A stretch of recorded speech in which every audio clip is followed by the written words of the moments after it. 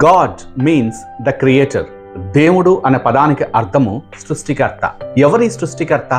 బ్రహ్మ, విష్ణువా, మహేశ్వరుడా, అల్లానా లేక జీసస్సా?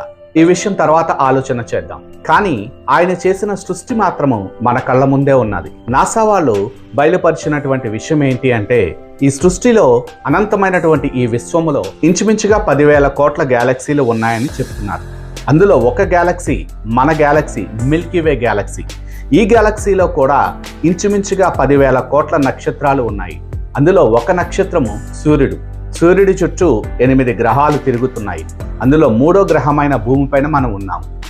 ఈ విషయాన్ని ఒకసారి మనం అర్థం చేసుకోవడానికి ప్రయత్నం చేస్తే, God is God for the whole universe, not only for the Milky Way galaxy or not only for the solar system or not only for the earth planet. ఈ భూమి పైన కూడా 7 ఖండాలు ఉన్నాయి అన్న విషయం మనందరికీ తెలుసు.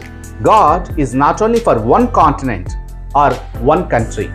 దేవుడు ఒక్క ఖండానికి మాత్రమే దేవుడు కాదు, ఒక్క దేశానికి మాత్రమే దేవుడు కాదు. ఈ భూమి పైన ఉన్నటువంటి ప్రతి ఒక్క మానవుడికి దేవుడై ఉన్నాడు.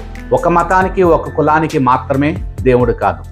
దేవుణ్ణి అర్థం చేసుకోవడంలో మానవుడు ఫెయిల్ అవుతున్నాడు. ఎందుకు అంటే, ఆయన చేసినటువంటి అనంతమైనటువంటి ఈ విశ్వము మన కళ్ళెదురుగుండానే ఉన్నది. ఇంత గొప్ప విశ్వాన్ని సృష్టించిన దేవుడిని ఆయన చేసిన సృష్టిలో ఒక మూల ఉన్నటువంటి భూమిపైన ఉన్న మానవుడు అర్థం చేసుకోవడం అంత సులువు కాదు. Unless he reveals himself to us. ఆయన తన్ను తాను మనకి బయలుపరుచుకుంటే తప్ప అది మనకి ఎప్పటికీ అర్థం కాదు. ఆ దేవుని యొక్క ప్రత్యక్షత నాకు కలిగినట్టే మీకు కూడా కలగాలని నేను కోరుకుంటున్నాను. ఈ రాత్రే, ఇప్పుడే మీ కొరకు నేను ప్రార్థిస్తుండగా ఆ ప్రత్యక్షత మీకు కలగాలని నేను ఆశిస్తున్నాను. కళ్ళు మూసుకొని నాతో చిన్న ప్రార్థనలో ఏకీభవించండి.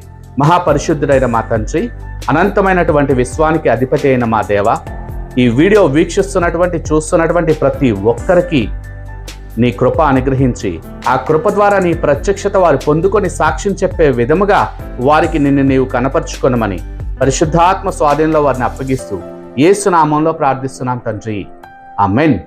God bless you all.